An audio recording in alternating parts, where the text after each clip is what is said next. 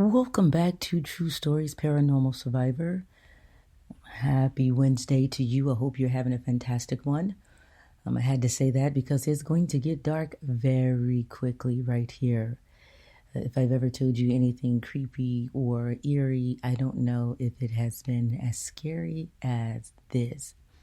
Now, if you've been keeping up with this show, you have been listening to some pretty strange, weird experiences that I have experienced in my haunted house and some of my experiences outside of the haunted house. And today I am sharing this experience specifically because I believe there may be other people out there who are experiencing something like this, something similar, and may not know what's going on and what to do. And again, when I was on this journey and I was experiencing all of these dark, eerie, demonic, satanic, super scary, supernatural, paranormal things, there was nobody to go to. There was no one to talk to. And although I have moved on from the creepy, eerie house, things still happen. I still have experiences. Luckily, I have not had any dark experiences or any that would be considered as, I'd say, bone chilling, things that, want to make me jump up and get out of Dodge. Although I have had other experiences that make me want to go, but none that are dark, okay? So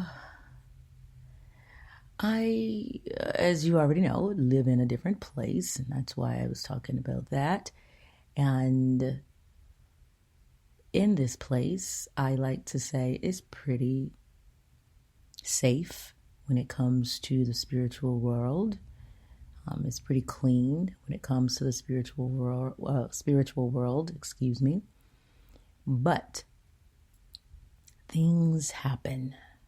Things still happen because those entities still know who I am. They still know my gifts and all that wonderful stuff. You can call them powers, honey. We all got superpowers. And so every now and then, there's always going to be a test. And so I have this mirror in my entryway. And I had gone past that mirror coming out of my living room. And I just kind of peeked over in the mirror. Now, my friends, I noticed something quite strange. And I really firmly, I almost can feel it. Somebody else, it's more to me talking about this experience because I literally can feel it all throughout. Somebody else has experienced this or experienced this recently and wondered about it. So I gone past that mirror and it was quite weird, of what I seen. And it didn't really make me fearful. I wasn't afraid. I was just kind of interested in, what was that? Now, that may confuse you because obviously when you look in a mirror, you see yourself looking back at you. At least that's what you hope to see. But I had seen something that seemed fairly different. So what I did was to make sure everything was good, because I am such a wacko, I went into the bathroom downstairs in the powder room. I took a look in the mirror. Now, in that bathroom, I have these sun, whatever you call those things, in my ceiling. So it's super bright, right? And so I'm like, no, I can't tell. Maybe that's what it is. So then I leave and I run upstairs, my friends, and I'm thinking, all right, if I still see what I saw in the mirror downstairs, I may just be a little teeny tiny scared. So I run upstairs and I look into the mirror, and sure enough, there was this strange, weird, eerie glow. Not like the glow from the sun, not like the glow from my skin because I had done some sort of skincare routine. No, no, no, no, no. There was a weird glow. My face literally was glowing, as if somebody had put some very white, bright light over my face. And I did not appear to look like myself. And when I say this, it's because when I looked into my eyes, because when I originally had seen this downstairs, what was so strange is in that area, there's a bit of like a darkness. You have to kind of get up on the mirror to really see yourself because it's behind the doorway. And so there's not a lot of light there unless I maybe turn on a lamp or if it's super sunny. Not super sunny, it's just a regular day. And again, that area doesn't get a lot of light. So I was wondering, why was I casting such a bright glow? So when I looked in the mirror upstairs, the focus was kind of on my face. Like, why do I look like I'm literally glowing? It's weird. So then I took a few moments and I looked into my eyes. And that's where, why I'm saying I didn't appear to look like myself. So I was kind of like, oh, my Lanta, what's happening?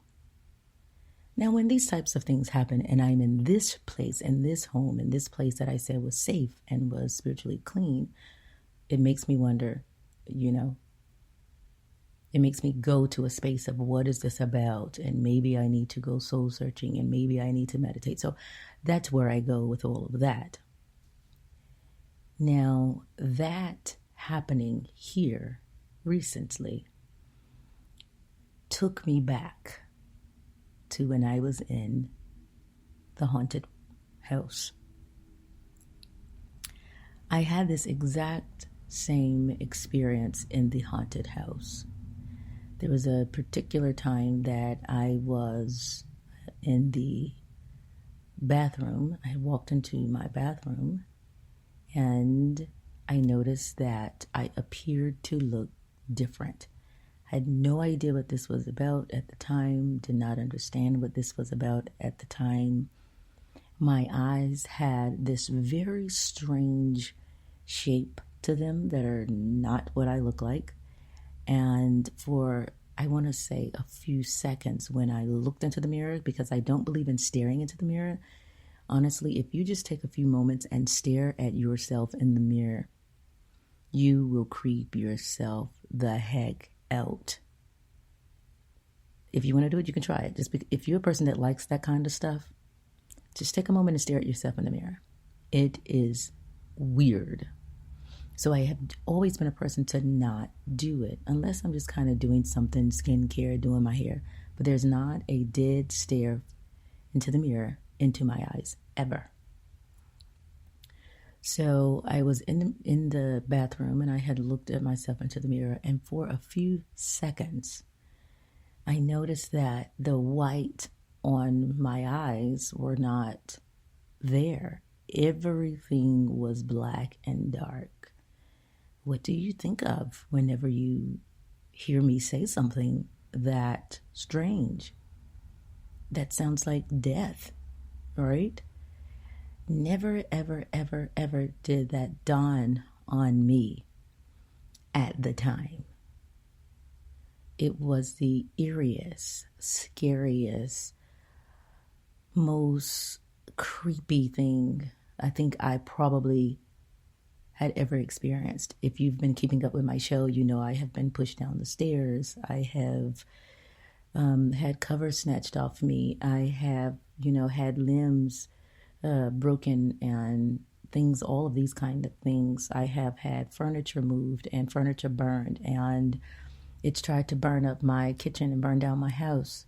Still, next to being possessed, and you have to go back if you have never listened to Possessed. I don't want to spoil it for you, but go and listen to the episode about my possession. Okay? That couple of seconds that I was looking into the mirror was very close to that for me in fear, on the fear level. So following that, I never really pieced those together. This incident that I'm following into now, that I'm going into, I never really thought about and put these two together.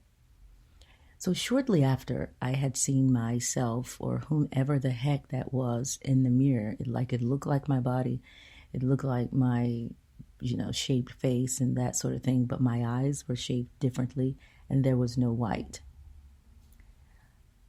And shortly after that, I got to tell you, I had a few times where I had gone to bed and could hear a loud sound coming out of me. Just a growling, just... I could hear this sound. And my husband would wake up and kind of look at me, and I literally would snap out of it. I did that twice. Now, this happened probably a day or two after I saw the blackness in my eyes. And the growling that I had been doing, once I stopped myself. It was kind of as if literally the day before the possessing, and I don't want to share the possessing because it would help if you would go back and listen to the possessing so you would understand kind of where this all goes. But the day before the possessing, I had done the same thing, but I was able to pull myself out of it. My husband didn't wake me up or anything. I actually woke my husband up. So I had gone down and I had laid down. And here's the deal, folks. I never even get to the part where I get to fall asleep. It's like I want to lay down and get comfortable, and as my body started to get comfortable, all of a sudden it's like I would just be up again, and I would be this weird, creepy, eerie, scary, dark, growling thing that I could feel that it was me, but I also knew something else was there, and it was always like it was a fight for me to be in between whatever that was and myself. So the night that happened, I was, when I tell you all, my friends, so scared. Like, I don't even know how to explain how scared I was, because I felt different and I knew something was up. So I shook my husband, and I shook him. I woke him up and I was like, "Hun, I was leaning over you and I was growling." I mean, I don't even know how to explain it to you guys. It literally felt like my being felt like I was an animal. That's why when people today joke about that kind of stuff, like, I know there's a name or something where people believe that they're animals, so they take on the form and they act like animals and stuff.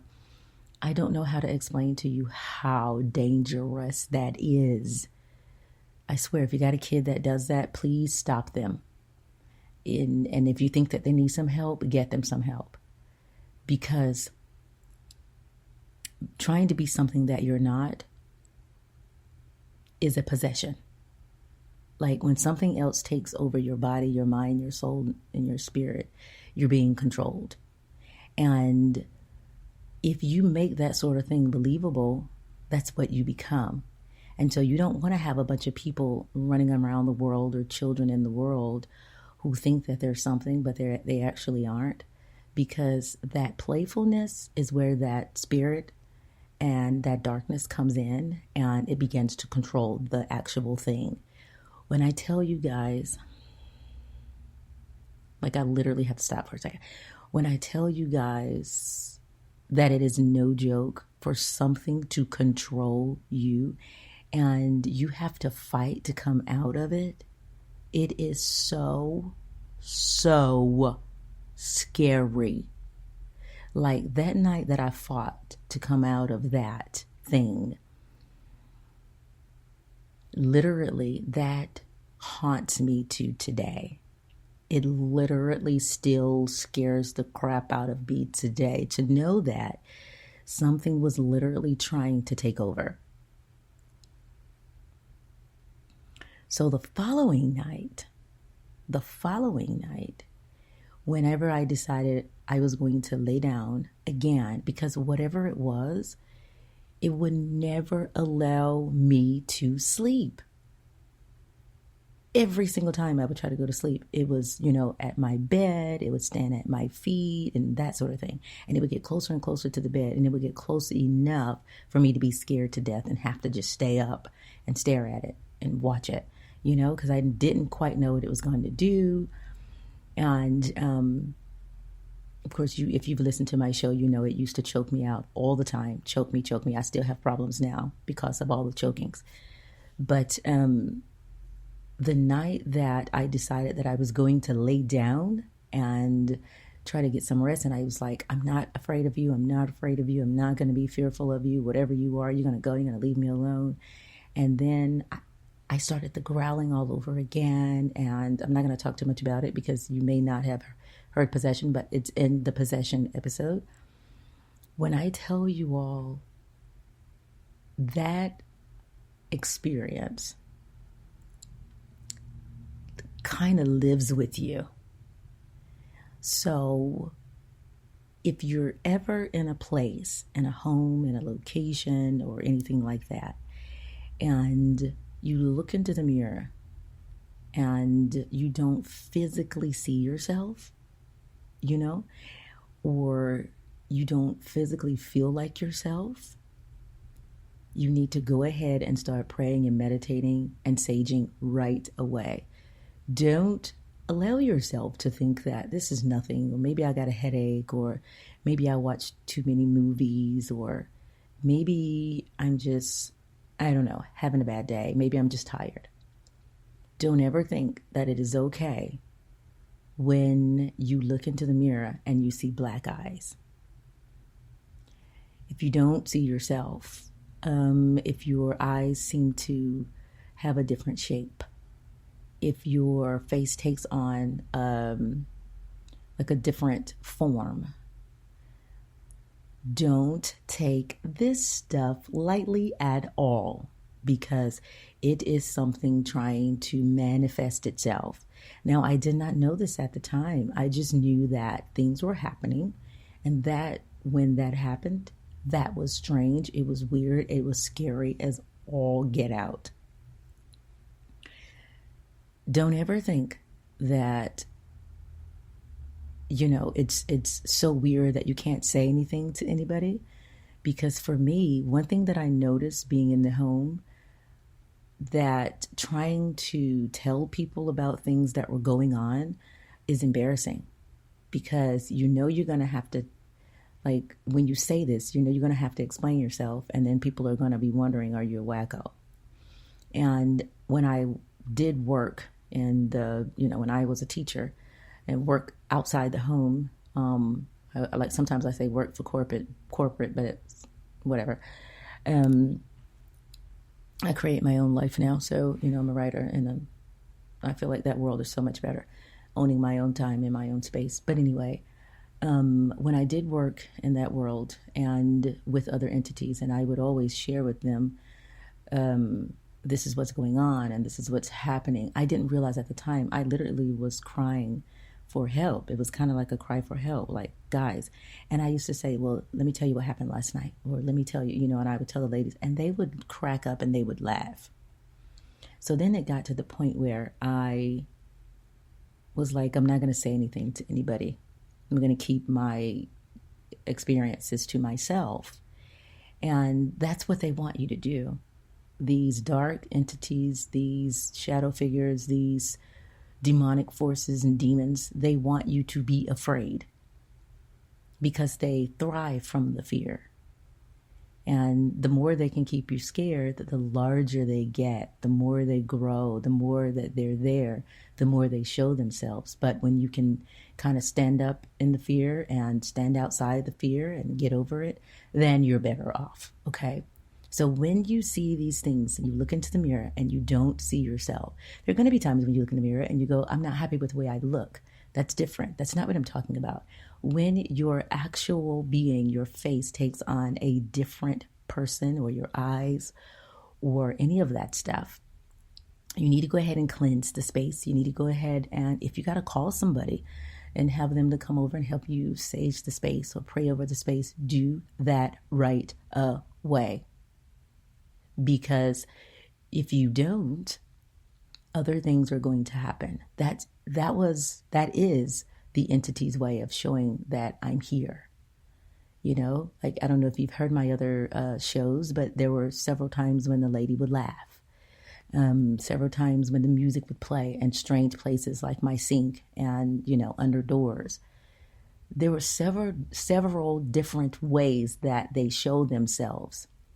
And those types of ways are hauntings. Like, that's not like the spirit world just needs to have a conversation. They want you to know that they're there for whatever reason. But if your face and your eyes start to look different, get some help. Do something about it, because they're showing you, I am coming. And whenever that did that for my eyes, and then I was doing all of the growling, it was actually taking over. It was actually showing me that it could control who I was. And it was also showing me how powerful it was. Because on the night that I experienced the possession, it was very similar to the prior nights where I could see like my bedroom, but everything was black. And it wasn't like black, like the lights off black, because I slept with like other night lights, like in the hallway area, up in that top foyer area. So it wasn't like the room was black, but whenever the possession happened, it was like everything was black, everything was dark.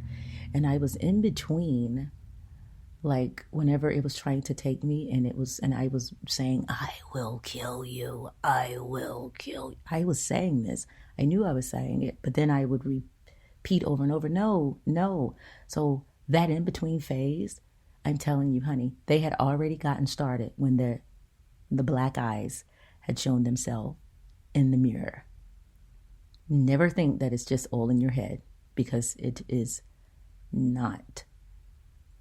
Okay, my friends, right before I go, I have to go because there is a message for somebody. For quite some time, I had been thinking that this message was for myself, and then I realized and learned that it had nothing to do with me.